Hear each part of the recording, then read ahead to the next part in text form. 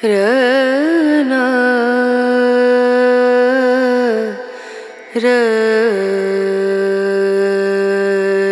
राशि Sagittarius sign के दुनिया भर में फैले करोड़ों देवियों और सज्जनों, मैं डॉक्टर रविशंकर रवि आप सभी लोगों का हार्दिक स्वागत करता हूं हमारे YouTube channel doctor Ravi online astrology classes में। धनु राशि के मित्रों, 30 अक्टूबर 2023 अर्थात अभी पिछले महीने दिन के 2:13 पर छाया ग्रह केतु अपना राशि परिवर्तन करके अगले 18 महीनों के लिए कन्या राशि में चले गए हैं। अब केतु के गोचरवश हुए इस राशि परिवर्तन का आप धनु राशि वाले सैजिटेरियस साइन वालों पर क्या प्रभाव पड़ेगा, यह वीडियो विश्लेषण उसी के बारे में है। यह वीडियो विश्लेषण मैंने खास तौर से आपके लिए तैयार किया है। सैजिटेरियस साइन वाले धनु राशि वाले लोग ध्यान से देखें। वीडियो के प्रथम भाग में हम इस बात की चर्चा करेंगे कि केतु का ज्योतिषीय और पौराणिक स्वरूप क्या है, ताकि आपके लिए केतु क्या असर दिखाएंगे ये समझने में थोड़ी आसानी हो जाए। इसके बाद हम जानेंगे कि केतु आपके किस भाव में बैठकर आपके ऊपर क्या प्रभाव डालेंगे, कौन से लोग होंगे जो इस राशि परिवर्तन से सर्वाधिक प्रभावित होंगे, मैक्सिमम प्रभावित होंगे, वो कौन से लोग होंगे और आपको क्या सावधानियां रखनी चाहिए। केतु के इस गोचर का आप मैक्सिमम बेनिफिट कैसे उठा सकते हैं, या फिर अगर कोई निगेटिव इफेक्ट होने वाला है आपके ऊपर तो उससे आप कैसे बच सकते हैं, क्या उपाय करें कि केतु के नकारात्मक प्रभावों से आप बचें और उसके सकारात्मक प्रभावों का अधिक से अधिक लाभ लें। तो चलिए शुरू करेंगे आज का वीडियो शुरू करने से पहले दो सदाबहार निवेदन करना चाहता हूं। पहला तो ये कि यदि आप डायरेक्ट मेरे इसी वीडियो पे आए हैं तो कृपया चैनल पे जो पुराने वीडियोस मैंने डाले हुए हैं उनको भी एक बार अवश्य देखिए, क्योंकि इस वीडियो में कई सारी ऐसी चीज़ों की चर्चा होगी जिन पर मैंने पहले ही वीडियो बना के रखा हुआ है। यदि आप वो वीडियो देख लेंगे तो ये वीडियो समझने में आपको आसानी होगी।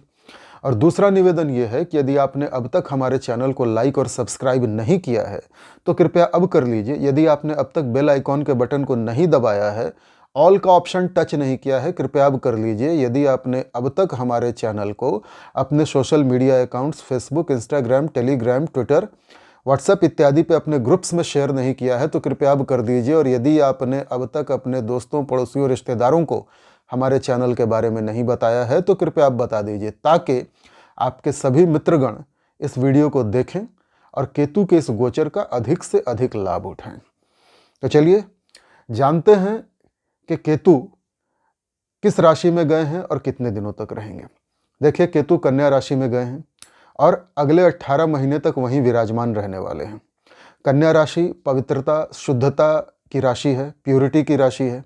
और केतु एक मोक्षदायक प्लैनेट है, सेपरेटिव प्लैनेट हैं, त्याग करवाते हैं, कुछ हद तक धोखेबाजी के भी प्लैनेट हैं, कुछ हद तक बाधक भी हैं, कुछ हद तक रोग कारक भी हैं।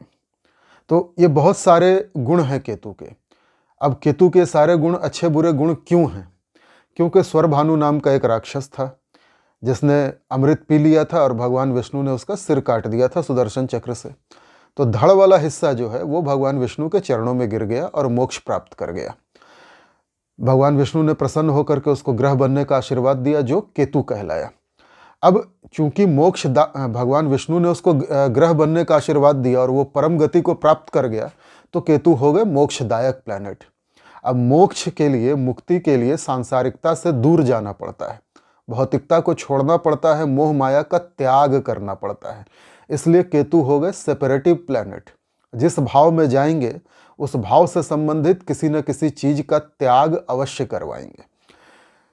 एक शरीर था राक्षस का, दैत्य का, और जब वो कट गया, दो हिस्सों में बट गया, तो उसकी प्रकृति बदल गई, उसका स्वरूप बदल गया। तो ये क्या दिखाता है कि राहु और केतु, सिर वाला हिस्सा तो राहु बन गया जो अमर हो गया। राहु और केतु ये दिखाते हैं कि आपको परिवर्तन करना होगा। जिस भाव में जाएंगे उस भाव से संबंधित कुछ चीजों का चेंज करवाएंगे, परिवर्तन करवाएंगे।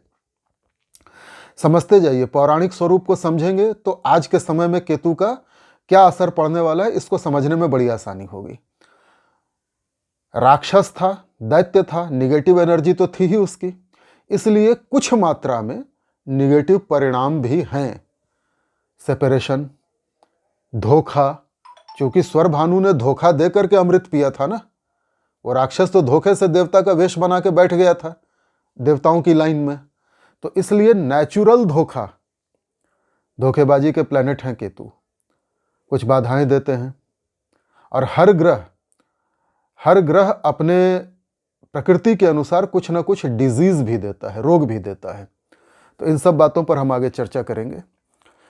अब आपके लिए, धनु राशि वालों के लिए केतु का ये गोचर हो रहा है 10वें भाव में, 10th हाउस, कर्म स्थान, पिता स्थान, राज्य स्थान, मान सम्मान प्रतिष्ठा यश गौरव प्रसिद्धि का स्थान, राजनीति का स्थान, जनता का स्थान। भाव 10th हाउस, 10वां भाव। जब मैं भावों के ऊपर वीडियो बना रहा था, विस्तृत वीडियो, तो मैंने 10वें भाव के ऊपर एक विस्तृत वीडियो बना के पहले ही अपने चैनल पे अपलोड किया हुआ है। यदि आप 10वें भाव को, चूंकि आपके लिए 10th हाउस में आ रहे हैं केतु, तो यदि आप 10वें भाव को, 10th हाउस को अच्छे से समझना चाहते हैं तो कृपया मेरे पुराने वीडियोस देखिए, तब आपको ये भाव अच्छे से समझ में आ जाएगा। अब केतु आएंगे जब 10वें भाव में धनु राशि वालों, सजिटेरियस साइन वालों के लिए, तो क्या करेंगे, कौन से लोग होंगे जो सबसे ज़्यादा प्रभावित होंगे, ये पहले जानना जरूरी है। देखिए, जो भी लोग 45 साल की उम्र क्रॉस कर चुके हैं, 45 ईयर्स क्रॉस कर चुके हैं, वो केतु के इस राशि परिवर्तन से सर्वाधिक प्रभावित होंगे। मैक्सिमम उन्हीं पर असर पड़ेगा। दूसरा, जिनकी अपनी जन्म कुंडली में इस वक्त केतु की ही महादशा चल रही है, वो सर्वाधिक प्रभावित होंगे। या फिर महादशा कोई और चल रही है, अंतरदशा या प्रत्यंतर दशा केतु की चल रही है, तो वो भी सर्वाधिक प्रभावित होंगे। जिनकी अपनी कुंडली में जन्म कुंडली में केतु किसी बुरे स्थान में बैठा है, दुष्ट ग्रहों से पीड़ित है, किसी बुरे ग्रहों की दृष्टि में है, या कोई दुर्योग बना रहा है, तो उनके ऊपर केतु के इस गोचर का बुरा प्रभाव पड़ेगा। और जिनकी अपनी जन्म पत्रिका में, जन्म कुंडली में केतु अच्छे स्थानों में बैठा हुआ है, अच्छे ग्रहों की दृष्टि में कोई शुभ राजयोग बना रहा है, उनके ऊपर इस गोचर परिवर्तन का अच्छा प्रभाव पड़ेगा। So results will vary from person to person, individual to individual, depending upon the position of Ketu in your natal chart. Conditions applied everywhere. हर व्यक्ति के लिए, करोड़ों अरबों लोग हैं धनु राशि के पूरी दुनिया भर में, सबके ऊपर केतु के इस ट्रांजिट का, इस संचरण का एक जैसा प्रभाव नहीं पड़ेगा, क्योंकि सबकी जन्म कुंडलियां अलग अलग हैं।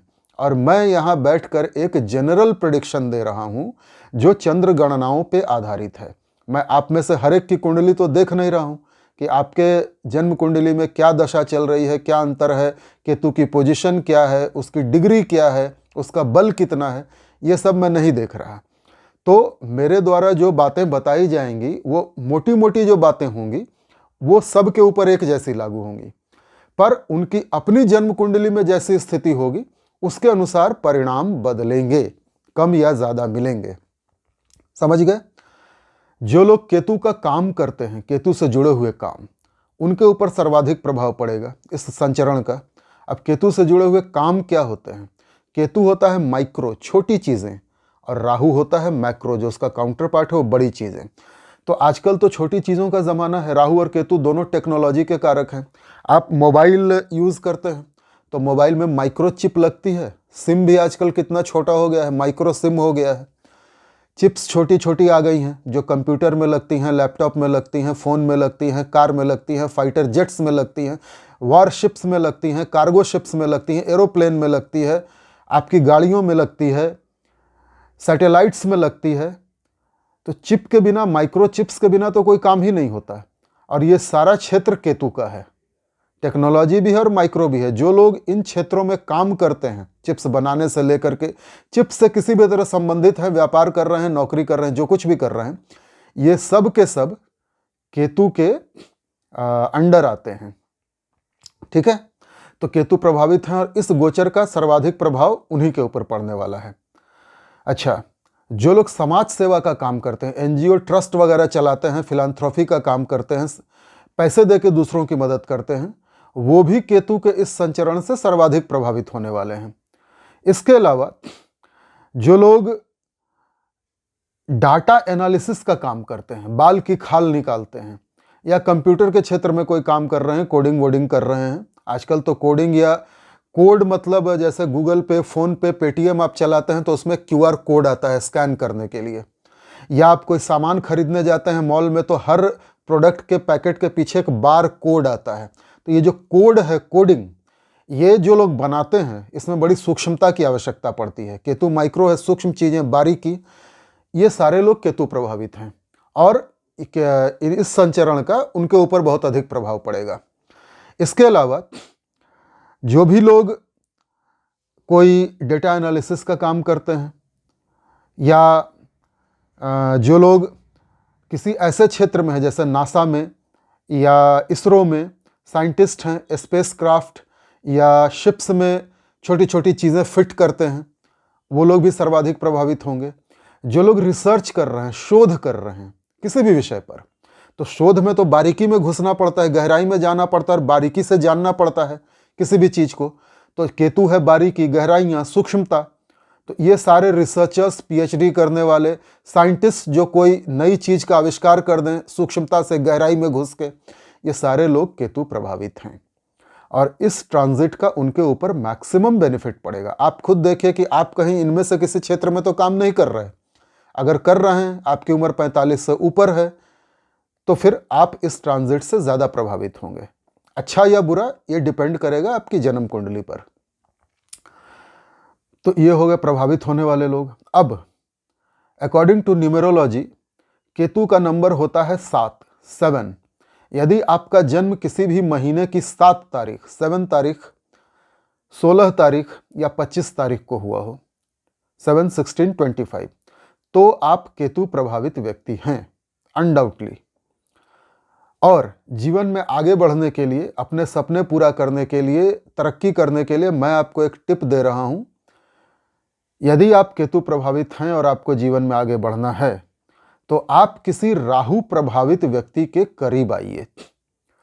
क्योंकि राहु सिर है और केतु धड़ है, दोनों एक दूसरे के पूरक हैं, एक दूसरे के बिना इनका काम नहीं चल सकता, एक दूसरे के काउंटर पार्ट हैं। हालांकि नेचर बिल्कुल अलग अलग है, पर जन्म कुंडली में एक दूसरे से ठीक 180 डिग्री के एंगल पर 7वें भाव में एक दूसरे के आमने सामने विराजते हैं, एक दूसरे पर पूरी दृष्टि डालते हैं, दृष्टि के द्वारा ये आपस में जुड़े रहते हैं।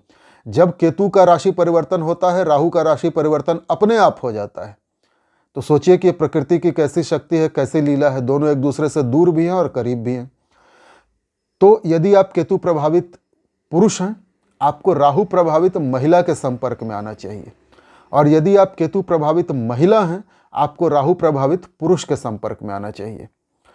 तब क्या होगा, प्रकृति की जो शक्ति है, शिव और शक्ति, इन दोनों की एनर्जी, मेल और फीमेल की जो प्राकृतिक ताकत है, वो एक साथ आ जाएगी। साथ में राहु और केतु की अपनी एनर्जी एक साथ आ जाएगी, और जब ये दोनों मिल जाएंगे तो दोनों पूरे हो जाएंगे, फिर दोनों के काम बनने लगेंगे। राहु वाला आपके दिमाग में आपको तरह तरह के रास्ते बताएगा, आइडियाज देगा, और केतु वाला उन आइडियाज को पूरा करेगा, लागू करेगा। केतु प्रभावित व्यक्ति, उनके पास चूंकि केतु का सिर नहीं होता, तो सिर नहीं है तो केतु देख नहीं सकता, सुन नहीं सकता, बोल नहीं सकता, सोच नहीं सकता, पर बॉडी उसके पास पूरी है, एनर्जी बहुत ज़्यादा है। और केतु के एक हाथ में झंडा होता है, धर्म ध्वजा का प्रतीक होता है, और दूसरे हाथ में तलवार भी होती है। ठीक है, तो केतु यदि राहु वाले के डायरेक्शन में चले, अर्थात सही मार्ग पे चले, सही डायरेक्शन में चले केतु प्रभावित व्यक्ति, तो उसके नाम का झंडा बुलंद हो जाएगा, कीर्ति पताका फहरा जाएगी, ध्वज फहरा जाएगा। और यदि वो बिना सोचे समझे किसी भी डायरेक्शन में जा रहा है, कुछ भी कर रहा है, तो फिर तकलीफें आएंगी। काल सर्प दोष में राहु जो होता है वो सांप का मुंह होता है और केतु सांप की पूंछ होती है। मानसागरी जैसे ग्रंथों में केतु को राहु पुच्छम कहा गया है, इसलिए केतु कम खतरनाक है राहु के मुकाबले, राहु ज़्यादा डेंजरस होता है। अब ये सारी बातें हो गई, आप समझ गए कौन लोग ज़्यादा प्रभावित होंगे। अब देखिए केतु क्या क्या असर देने वाले हैं आपको। दशम स्थान, कर्म स्थान में केतु आ रहे हैं, तो कर्म स्थान सामाजिक प्रतिष्ठा, मान, यश, गौरव का स्थान है, और केतु हुए त्याग के कारक, केतु हुए चेंज के कारक, सेपरेटिव प्लैनेट। तो सबसे जो पहला असर पड़ेगा वो आपके कर्म स्थान में ये पड़ेगा यदि आप नौकरी पेशा हैं, जॉब करते हैं, सरकारी प्राइवेट कहीं भी कैसी भी पोस्ट पे। तो पहले मैं नौकरी वालों की बात करूंगा, देन बिजनेस वालों की। तो यदि आप नौकरी पेशा हैं तो सबसे पहला तो ये कि आपकी नौकरी में कोई ना कोई चेंज अवश्य होने वाला है अगले 18 महीनों के दौरान। आप देखेंगे या तो आपका पोस्ट बदल दिया गया, आइदर प्रमोशन हो गया या डिमोशन हो गया। अब ये डिपेंड करेगा आपकी जन्म कुंडली पे। केतु अच्छी अवस्था में होंगे, अच्छी दशा चल रही होगी तो प्रमोशन दे देंगे, तरक्की दे देंगे। यदि दशा बुरी होगी और केतु की स्थिति बुरी होगी आपकी कुंडली में तो डिमोशन हो जाएगा आपका। पर चेंज होगा, जिस पोजीशन में आप हैं उस पोजीशन में नहीं रहेंगे। तो पहला तो चेंज। दूसरा ये कि चेंज जो है ट्रांसफ़र के रूप में भी हो सकता है। जिस ब्रांच में आप काम कर रहे हैं उससे किसी दूसरी ब्रांच में भेज दिया गया, या आपकी जिम्मेदारी बदल दी गई, जिस पोस्ट पे थे उस पोस्ट को बदल दिया गया। कल तक कुछ करते थे, अब कुछ और करेंगे। ये सारी चीज़ें हैं। तो एक तरह से सेपरेशन हुआ ना, कि जहां आप थे वहां से अलग हो गया, विघटन हो गया, चेंज भी आ गया। कई सारे लोग ऐसे होंगे जिनका इस पीरियड में खुद ही नौकरी छोड़ देने का मन करेगा। ठीक है, केतु सडनली आपका ऐसा विचार ला देंगे कि आपके मन में आएगी कुछ नया किया जाए, कुछ अलग किया जाए। क्योंकि केतु के पास सिर नहीं है, उसके पास सोचने समझने की शक्ति नहीं है, तो वो कोई ऐसा गलत डिसीजन आपसे करवा देंगे जिसका आपको बड़ा भारी खामियाजा उठाना पड़ेगा। तो इसलिए मेरी सलाह ये है कि यदि आपके मन में ऐसे विचार आ रहे हैं कि नौकरी छोड़ दो, कुछ अपना काम कर लो, ठीक है, या मन उचाट हो गया, नौकरी नहीं करते हैं, कुछ भी कर लेंगे, जी लेंगे किसी तरह, तो जब तक आपका कोई ऑल्टरनेट जुगाड़ न हो जाए, कोई अच्छी व्यवस्था न हो जाए, जिस नौकरी में हैं और जिस पद पे हैं बने रहिएगा। वरना अगर आपने केतु के भ्रम में आकर के, केतु के बहकावे में आकर के नौकरी त्याग दी तो फिर बड़ी मुश्किल में आ जाएंगे, दूसरी नौकरी नहीं मिलेगी।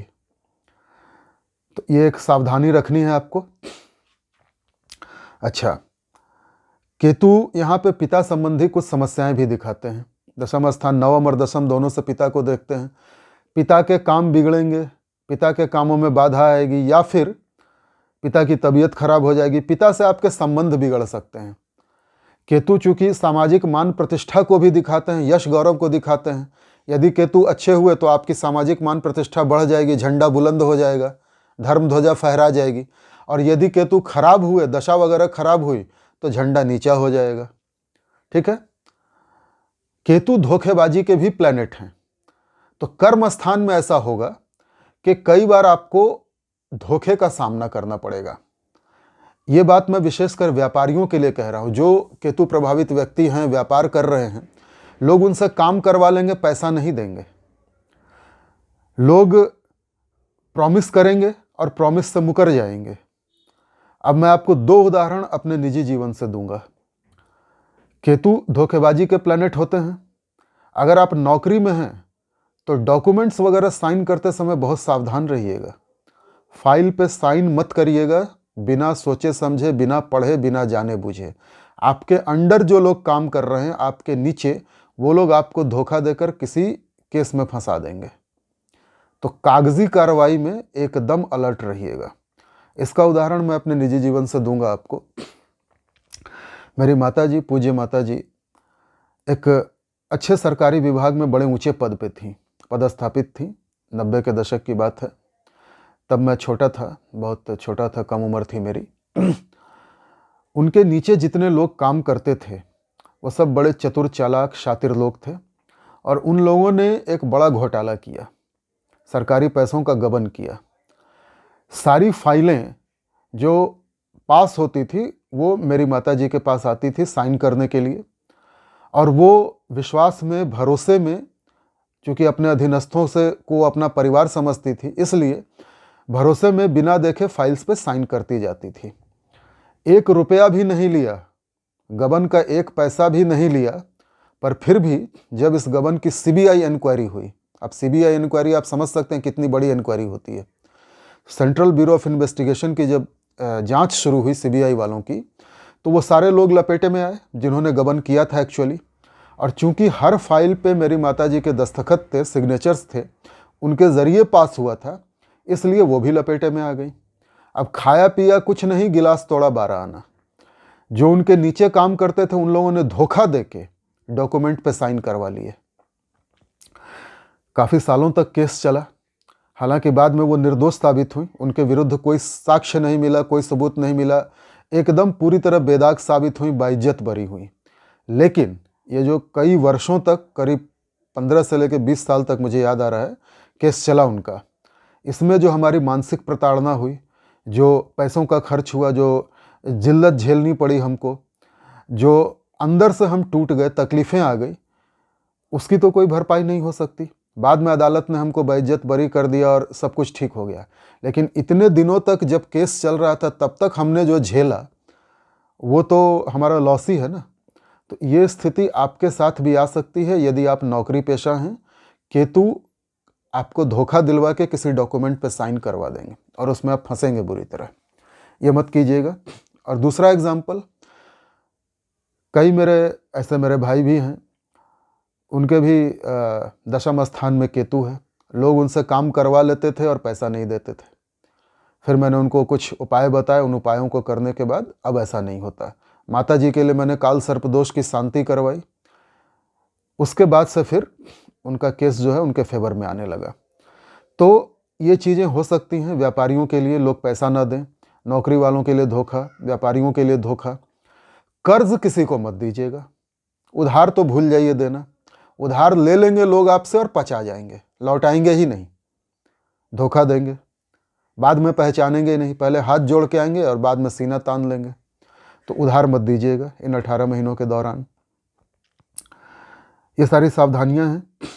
कुछ अपने में परिवर्तन लाने का प्रयास अवश्य कीजिएगा, कुछ नई चीज़ें सीखने का। केतु जिस भाव में होते हैं उस भाव से संबंधित चेंज लाते हैं। तो अब आजकल टेक्नोलॉजी का ज़माना है, केतु टेक्नोलॉजी के कारक हैं। तो आप चाहें तो कुछ टेक्नोलॉजी सीख सकते हैं, किसी चीज़ की सूक्ष्मता में जा सकते हैं, गहराई में जा सकते हैं। ये आगे आपके लिए लाभदायक होगा। इसके अलावा यदि आप कोई शोध वगैरह कर रहे हैं, रिसर्च कर रहे हैं, तो ये रिसर्च भी आपकी सामाजिक प्रतिष्ठा को बढ़ा देगा। रिसर्च आपकी पूरी हो जाएगी, आप कुछ ऐसा कर गुजरेंगे, कुछ ऐसी चीज़ खोज के निकाल लेंगे जो अब तक किसी को पता नहीं थी, और इससे आपका झंडा बुलंद हो जाएगा। ये सारी चीज़ें कर्मस्थान को लेके हैं। पिता के बारे में मैंने बता ही दिया। अब दृष्टियों पे आ जाते हैं सीधा। केतु की पंचम, सप्तम और नवम दृष्टि होती है, 3 दृष्टियां होती हैं।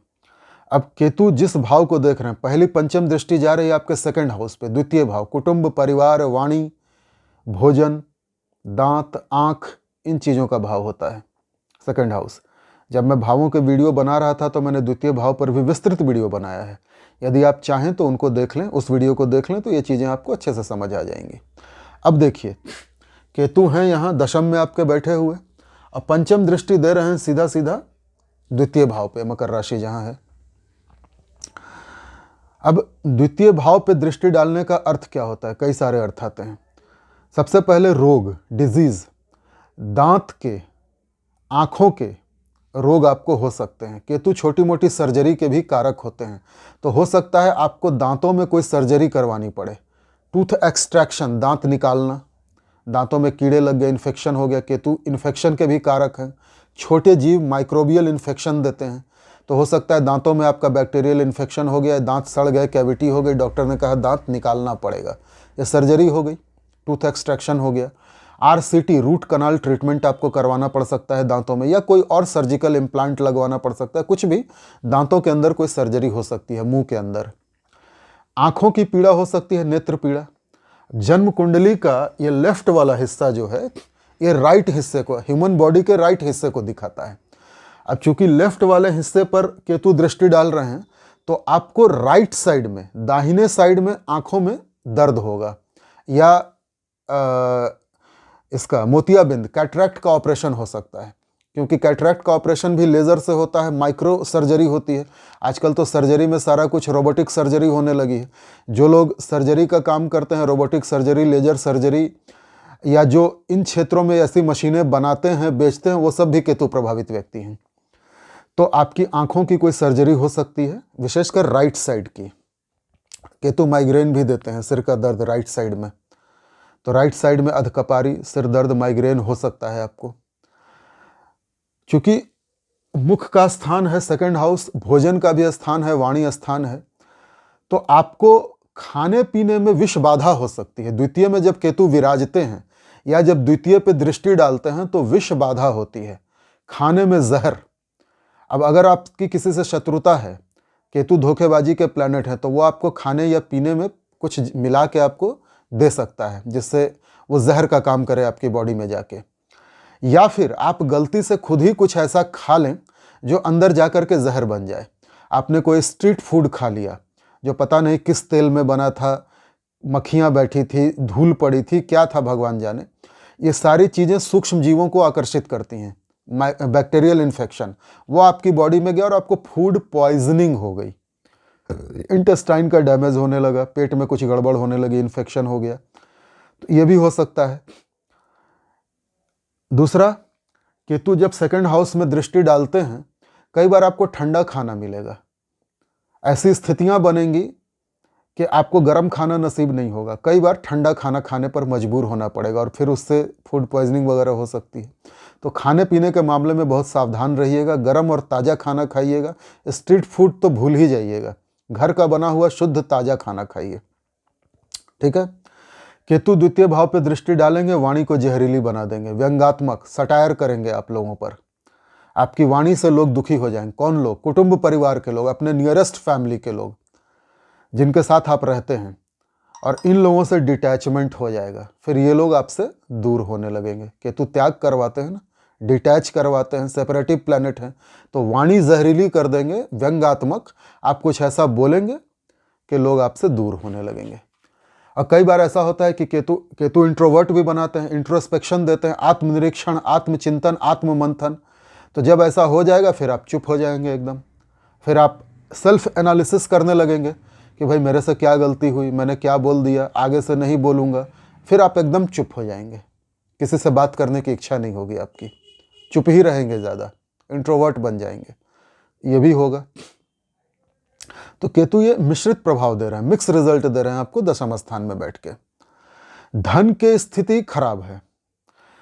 शास्त्रों में ऐसा लिखा है, ज्योतिष के ग्रंथों में, कि राहु या केतु यदि द्वितीय भाव में बैठे, विशेषकर केतु, तो धन के घड़े में छेद होता है। धन के घड़े में छेद मतलब धन जमा नहीं होगा, संचित नहीं होगा। सेकंड हाउस संचित धन का है, फिक्स डिपॉजिट। लॉकर में, तिजोरी में आपने सोना चांदी भर के रखा है, तो ये जो फिक्स धन है, संचित धन है, वो खर्च होगा, व्यय होगा, उसका लॉस होगा किसी न किसी प्रकार, चाहे आपकी बीमारियों के ऊपर हो, चाहे किसी अन्य तरीके से हो, पर धन जमा नहीं होगा, ठीक है। अब आते हैं, केतु की सप्तम दृष्टि पड़ रही है आपके चतुर्थ स्थान पर, ठीक है। चतुर्थ स्थान मातृ स्थान होता है, सुख सुविधाओं का स्थान होता है, वाहन स्थान होता है। अब ऐसे में जब केतु की सप्तम दृष्टि पड़ेगी तो यहाँ पे राहु भी विराजमान होंगे, इसके काउंटर पार्ट, और राहु देखेंगे सीधा सीधा दशम को। अब राहु है भोग के प्लैनेट, केतु हैं योग के प्लैनेट। राहु हैं भौतिकता के प्लैनेट, केतु हैं आध्यात्मिकता के प्लैनेट। अब केतु चतुर्थ स्थान पे दृष्टि देंगे तो बहुत सारी चीज़ें होंगी। पहला तो ये कि माता जी की आपकी तबीयत खराब हो सकती है या माता से संबंध बिगड़ सकते हैं। दूसरा, अगर आपकी कोई प्रॉपर्टी वगैरह थी, कोई लैंडेड प्रॉपर्टी थी या मकान वगैरह, कुछ फ्लैट्स वगैरह, उसके सौदे में आपसे धोखा हो सकता है। यदि आपका कोई बेचने का, प्रॉपर्टी बेचने वगैरह का कोई कार्यक्रम चल रहा था, कोई प्लान बन रहा था, तो बहुत सोच समझ करके सौदा कीजिएगा। या तो सौदा अटक जाएगा, होगा ही नहीं, या फिर पेमेंट डिले हो जाएगी, सौदा हो गया लेकिन पैसे नहीं मिले आपको और उसमें धोखा हो जाएगा, फिर बाद में पैसे मिलेंगे नहीं। माता को लेकर के एक चिंता बनी रहेगी मन में, एक अज्ञात भय बना रहेगा मन में। आप खुल के कुछ करना चाहेंगे कर्म स्थान में, लेकिन आपका आधा मन जो है वो घर पे रहेगा कि माँ की तबीयत खराब है, माँ के लिए मुझे देखभाल करनी है। तो कहीं ना कहीं आप घर और कर्म क्षेत्र दोनों में बैलेंस बनाने में लगे रहेंगे। काम देखूं तो माँ इग्नोर हो जाएगी, माँ को देखूं तो काम इग्नोर हो जाएगा। अब दोनों में तालमेल कैसे बनाएं, इसी उधेड़-बुन में आप रहेंगे। और कई बार ऐसा होगा भी कि माता जी की वजह से आपके करियर पे असर पड़ेगा, आपके बिजनेस पे असर पड़ेगा, काम थोड़ा रुक सकता है या स्लो हो सकता है। फिर माता जी का स्वास्थ्य खराब होगा तो धन का व्यय होगा। सब इंटर रिलेटेड है ना एक दूसरे से। ऐसा भी हो सकता है कि घर में कोई रेनोवेशन वगैरह कुछ टूट फूट हो जाए, मरम्मत करवाएं आप, या गाड़ियों पे वाहनों पे कुछ खर्च हो जाए, ये भी हो सकता है। केतु को कई बार शास्त्रों में कहते हैं शनिवत राहु कुजवत केतु, कुज मतलब मंगल, ठीक है। तो केतु अब छठे भाव पे छठे भाव पे अपनी नवम दृष्टि डाल रहे हैं। केतु की 9th नवम दृष्टि जो है आपके 6th हाउस पे है। छठा भाव होता है रोग ऋण शत्रु मुख्य रूप से, किंतु ये सरकारी नौकरियों का, कॉम्पिटिशन्स का, डिबेट्स का, वाद विवाद प्रतियोगिता, इनका भी भाव होता है। कोर्ट कचहरी के मुकदमों का भाव होता है। जहां कहीं भी कंपटीशन है, चाहे खेल में कंपटीशन हो, चाहे जिंदगी में कंपटीशन हो, नौकरी में कंपटीशन हो, कॉम्पिटिटिव एग्जाम्स हो, वो छठा भाव है। जब मैं भावों पे वीडियो बना रहा था तो मैंने छठे भाव पे भी विस्तृत वीडियो बनाया है, चाहें तो आप उसको देख लीजिए। अब केतु चूंकि कुजवत केतु हैं, मंगल के जैसा प्रभाव देते हैं, और उनकी दृष्टि पड़ रही है छठे भाव पे। मैं हमेशा अपने वीडियोस में बताता आया हूं लोगों को कि छठे भाव रोग ऋण शत्रु के भाव पर, या त्रिषडाय में, तीसरा, छठा और 11वां त्रिक भाव जिसको कहते हैं, इसमें यदि किसी उष्ण ग्रह की दृष्टि पड़ जाए या उष्ण ग्रह बैठ जाए तो उसके परिणाम बहुत अच्छे होते हैं। तो उष्ण ग्रह कौन कौन है? राहु, केतु, शनि, मंगल, सूर्य। अब यहां केतु की दृष्टि पड़ रही है और केतु मंगल जैसा प्रभाव रखते हैं, कुजवत केतु हैं, तो ये केतु क्या करेंगे? आपके शत्रुओं का नाश कर देंगे, विनाश कर देंगे शत्रुओं का।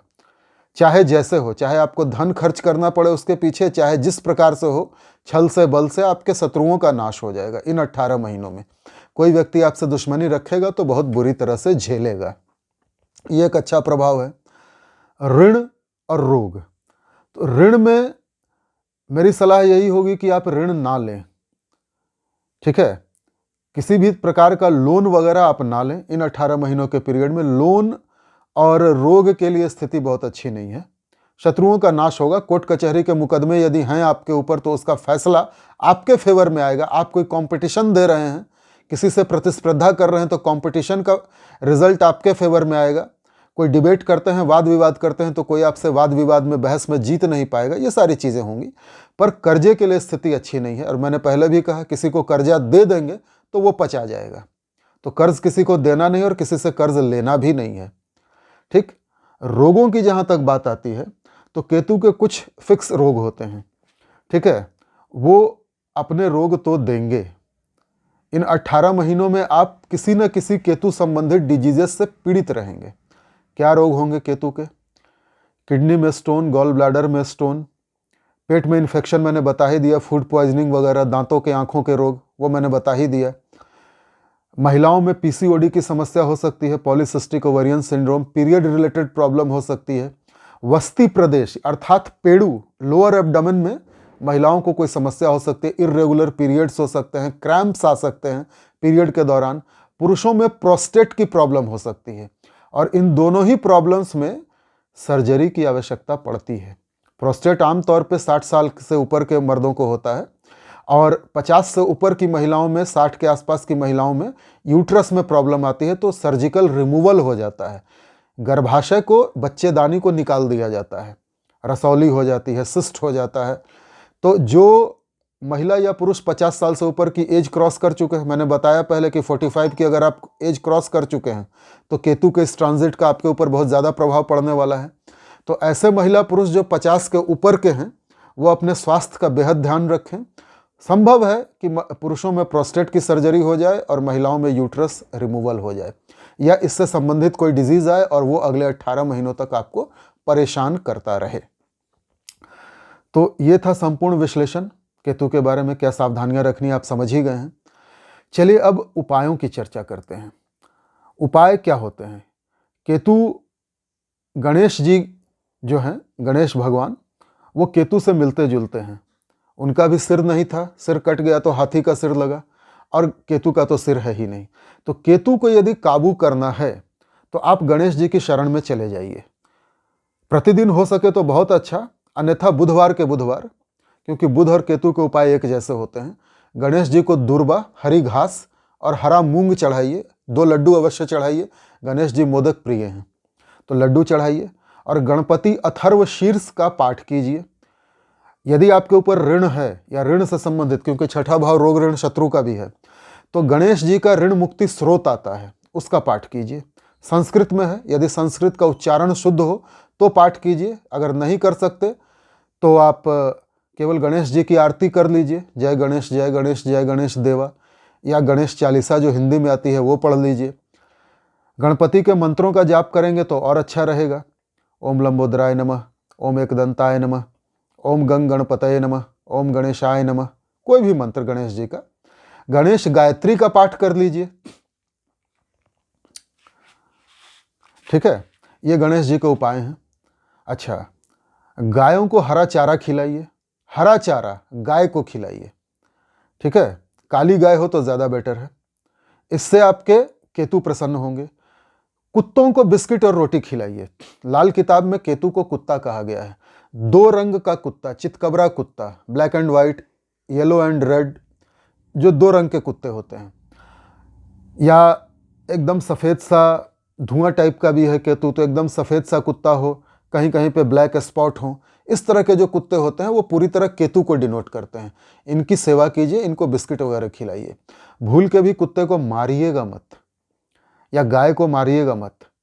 गाय भी 2 रंगी आती है, 2 कलर की गायें भी होती हैं, चितकबरी टाइप की, उनकी सेवा कीजिए। उनको हरा चारा, हरी साग सब्जियां खिलाइए, घास खिलाइए, केतु एकदम प्रसन्न रहेंगे। ओम कैंग केतवे नमः केतु का बीज मंत्र है, इसकी एक माला प्रतिदिन जपें, बहुत अच्छा रहेगा। शाम के समय 6 बजे के बाद जपें, बहुत अच्छा रहेगा। केतु और राहु का, शनि का समय जो है संध्या समय होता है। तो ये थे केतु के विशेष उपाय। अब यदि ये सारी बातें आपकी समझ में आती हैं, अच्छा है।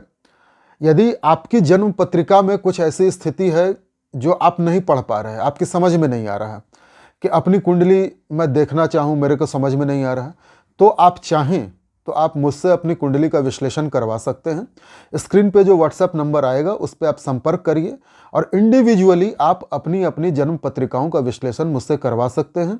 ये सेवा पेड सर्विस होगी, सशुल्क होगी। और शुल्क क्या होगा ये आप जब व्हाट्सएप पे मैसेज करेंगे तो आपको हमारा कार्यालय बता देगा। कृपया मैसेज कीजिएगा, कॉल मत कीजिएगा। और एक विशेष जानकारी, हमारे चैनल पे मेंबरशिप ओपन है। 3 तरह की मेंबरशिप्स हैं। आप चाहें तो इनमें से कोई भी मेंबरशिप ले सकते हैं। मेंबरशिप लेने के फ़ायदे क्या हैं? आपके कमेंट्स का डायरेक्ट रिप्लाई, कुछ वीडियोस मैं मेंबर्स के लिए स्पेशल बनाऊंगा जो पहले मेंबर्स देखेंगे, बाद में वो पब्लिक होगा, बाद में दुनिया देखेगी। और प्रत्येक रविवार को दिन में 3 से 4 या 3 से 3.5 जो हमारा टॉप का मेंबरशिप लेंगे उन लोगों को एक प्रश्न का उत्तर मैं फ्री में दूंगा, मुफ्त। एवरी संडे एक प्रश्न का उत्तर वो मुझसे मुफ्त में प्राप्त कर सकते हैं। तो 3 तरह की मेंबरशिप है। आप ज्वाइन के बटन को टच कीजिए, आपको सारी डिटेल्स वहाँ मिल जाएगी। सुपर थैंक्स का भी ऑप्शन अब आता है, सुपर चैट, सुपर थैंक्स, चाहें तो आप वो भी ले सकते हैं। उसका कुछ हिस्सा समाज सेवा में भी जाता है। तो ये सारी जानकारी थी। इन्हीं शब्दों के साथ अब इस वीडियो को समाप्त करते हैं। आशा करता हूँ कि ये वीडियो आपको अच्छी तरह से समझ में आ गया होगा, पसंद आया होगा। अब पसंद आए तो हमारे चैनल को लाइक और सब्सक्राइब जरूर कीजिएगा। मिलते हैं अगले वीडियो में मकर राशि वालों के लिए कैसा रहेगा केतु का गोचर। और बहुत जल्द मैं वार्षिक राशि फल भी लेके आ रहा हूँ, क्योंकि नया साल आने वाला है 2024। हर व्यक्ति को जानने की इच्छा रहती है कि मेरा नया साल कैसा गुजरेगा। तो मैं हर राशि के लिए पूरे 2024 जनवरी से दिसंबर तक का राशिफल लेके आऊँगा। उस वीडियो की प्रतीक्षा कीजिए। नमस्कार।